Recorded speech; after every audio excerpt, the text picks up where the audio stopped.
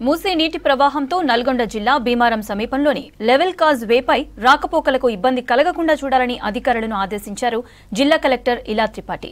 జిల్లా ఎస్పీ శరత్ చంద్ర పవార్ తో కలిసి మూసీ డ్యామ్ ని సందర్శించారు కలెక్టర్. నీటిపారుదల శాఖ, ఇంజనీరింగ్ అధికారులతో మూసీ ప్రాజెక్టు ఇన్ఫ్లో, అవుట్ఫ్లో, అలాగే ప్రాజెక్టు దగ్గర ఉన్న సమస్యలను అడిగి తెలుసుకున్నారు. ముఖ్యంగా గేట్లకు సంబంధించి ఇతర సమస్యలు ఉన్నట్లయితే తమ దృష్టికి తీసుకురావాలని అధికారులకు చెప్పారు కలెక్టర్.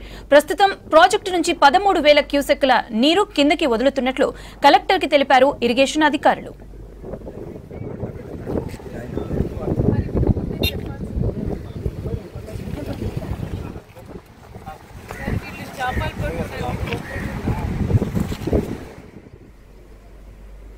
తర్వాత జిల్లా కలెక్టర్, ఎస్పీలు కేతేపల్లి మండలంలోని భీమారం దగ్గర ఉన్న లెవెల్ కాజ్ వేను తనిఖీ చేశారు. మూసీ నుంచి ఎక్కువ నీరు విడుదల చేసినా లేదా ఎగువ ప్రాంతాలలో కురిసే వర్షం కారణంగా నీటి ప్రవాహం ఎక్కువైతే కాజ్ వేపై నుంచి నీరు ప్రవహిస్తుందన్నారు ఇరిగేషన్ ఇంజనీరింగ్ అధికారులు.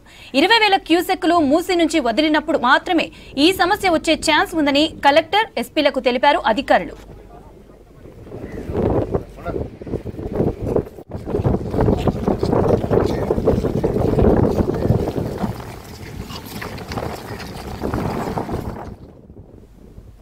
భీమారంలో లెవెల్ కాజ్ వే గుండా ప్రయాణం చేసేవారిని అవసరమైతే ముందుగానే అప్రమత్తం చేయాలని అధికారులకు సూచించారు జిల్లా కలెక్టర్, ఎస్పీలు.